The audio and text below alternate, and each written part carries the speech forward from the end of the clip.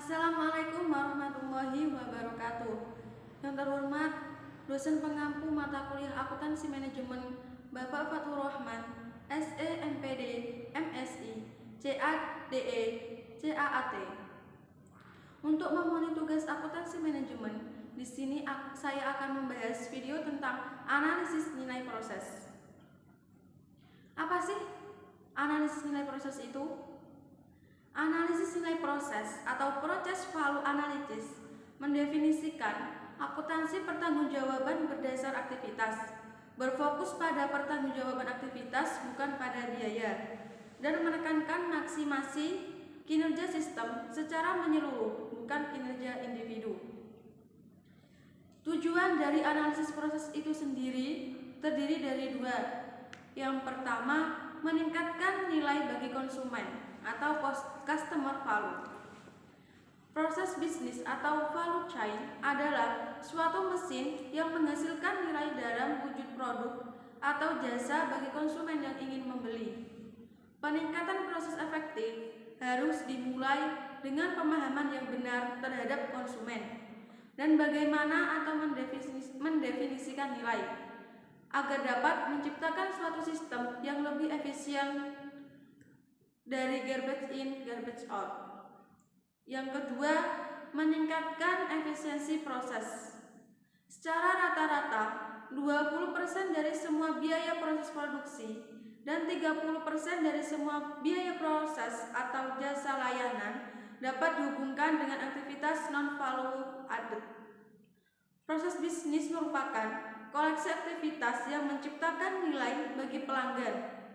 Dengan mengabaikan industri atau sektor, organisasi manapun berusaha memberikan nilai lebih secara efisien dibanding dengan saingannya yang mempunyai keunggulan kompetitif berbeda.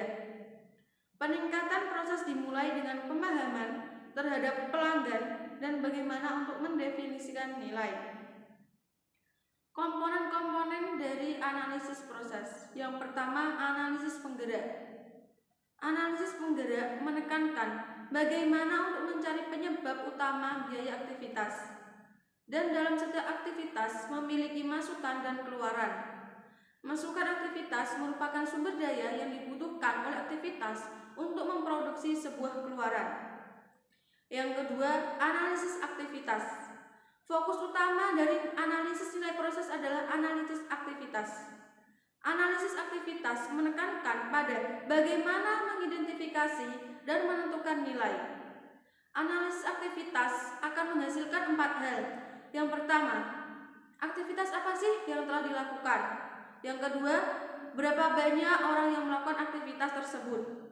Yang ketiga, waktu dan sumber daya yang diperlukan untuk aktivitas itu sendiri.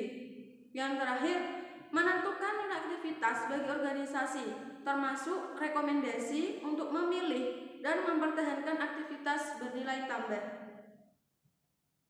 Yang ketiga, pengukuran kinerja aktivitas.